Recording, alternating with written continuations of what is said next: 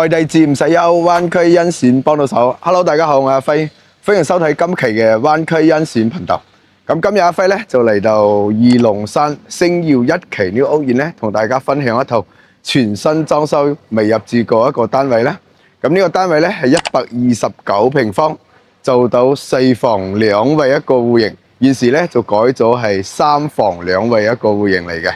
咁現時售價咧係108萬。咁當然咧都係可以商量嘅。呢個單位咧全屋家私家電都係備足齊全嘅啦，完完全全可以做到拎包入住嘅。咁事不宜遲，跟我鏡頭上去睇下我哋嘅呢個戶型格局先。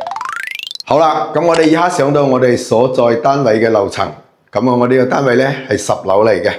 咁而家咧阿輝咧就係呢個單位嘅門口呢度啦。咁出到 lift 咧，行翻我哋左手邊咧，就到我哋呢個單位門口。呢個位置咧係可以擺放一組鞋櫃嘅。跟住行入嚟咧，就係我哋嘅一交標樓嘅實木門啊。咁後期咧可以更換指紋密碼鎖嘅。咁入到嚟咧，就係睇到我哋餐盒一體嘅大廳啦。咁係做咗無主燈嘅天花。咁首先咧，去介紹下我哋嘅餐廳。到我哋餐廳呢個位置咧，呢個窗台位置咧係完全贈送，係原來係一個入戶花園嘅，而家就製咗做一個餐廳嘅位置。咁現時咧擺放咗一張長方形嘅6型餐台啦，嗰度擺咗4張餐凳喺度嘅。咁後邊呢度咧就係放咗一組嘅收納櫃、鞋櫃。咁呢邊咧根據個人需要啦。咁呢度咧係可以做一組一面到頂嘅收納櫃嘅。咁再褪翻入嚟咧，就係我哋嘅廚房啦。我哋嘅廚房咧係原先咧係改造咗嘅，呢邊係生活露台嚟嘅，呢邊係廚房。而家剝咗呢埲牆咧，就連埋個生活露台咧，就做咗一個廚房嘅。咁呢個廚房咧總體面積咧去到11個平方左右。咁星盤咧都係配備齊全嘅啦。咁我哋有一個7字形嘅採光窗啦，咁嘅採光性咧係非常之好嘅，可以睇到我哋嘅五桂山啦，同埋桂南村嘅景觀嘅。出嚟咧就係睇下我哋嘅客廳。咁我哋客廳咧原先咧係我哋呢個單位咧係4房2廳2衛嘅，現時咧佢係改咗3房2衛一個戶型咧。咁呢邊咧係一個房間嚟嘅，佢改咗係剝咗呢扇牆，就擴大咗呢扇窗，睇到咧係非常之闊落嘅。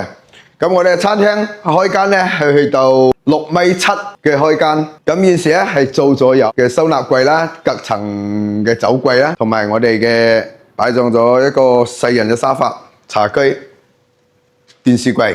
咁後期咧根據需要咧配納一台大嘅電視就非常之 OK 㗎啦。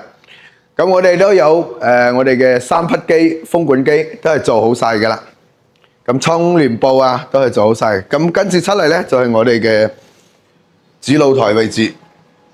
咁我哋主露台咧一樣都係有4米嘅長度嘅。咁根據需要咧，呢邊係可以擺放洗衣機同埋做個洗衣台，然後做個涼曬區都係 OK 嘅。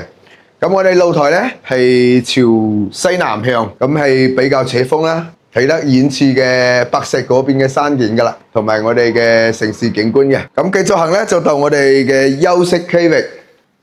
首先行過嚟咧，我左手邊咧就係一個客衛生間。咁我哋客衛生間咧做到咧係比較合理嘅，啱啱好嘅。咁呢一樣有個採光窗啦，智能馬桶、洗手盆、鏡櫃都係備足齊全嘅啦。咁再行過嚟咧，就係我哋第一間客房。第一間客房咧，現時咧就係做咗榻榻米一個床嘅，係有1.5米咁闊嘅。咁樣有做到一面到頂嘅大衣櫃啊，就同樣有一個90公分闊嘅飄台櫃。咁睇出去咧，同我哋嘅廚房個景觀係一致嘅。咁跟住鏡頭咧，再睇下第2間房。所以行過第2間房咧，係感覺到咧係非常之斜風噶啦。做咗一組一面到頂嘅衣櫃啦，咁擺放張1.5米嘅床，兩邊落床都係 OK 嘅。咁仲可以擺放個長頭櫃，因為有一個一字形嘅90公分嘅飄台位，呢啲位咧飄台位咧都係贈送嘅。咁跟住睇下我哋嘅主人房。咁我嘅主人房咧係套間式嘅，行入嚟咧係有條走廊嘅。咁入嚟咧就係我哋嘅主衞生間。咁主衞生間咧係做咗一個鑽石型嘅乾濕分離區域啦。同樣有一個採光窗、智能馬桶、洗手盆、鏡櫃都係配足齊全㗎啦。咁再到休息區，咁我哋呢間主人房咧係去到23平方，咁做咗一面到頂嘅衣櫃啦，仲可以做到擺放張傾沙士嘅床，仲可以做到3邊落床。咁呢邊咧都可以擺放一組嘅收納櫃啦，或者梳當台都係冇問題嘅。咁都有一個90公分嘅飄台位置，咁睇出去咧同我哋嘅主露台嘅景觀係一致嘅。好啦，通過鏡頭咧展示我哋呢個單位嘅戶型格局啦。咁你所見得到嘅家私家電咧都係完全贈送嘅，大廳嘅空調同埋房間嘅空調都係配足齊全嘅啦。咁我哋呢個單位咧係129方4房改3房一個戶型格局嚟嘅。咁現時售價咧係108萬，咁完完全全可以做到咧係拎包入住嘅。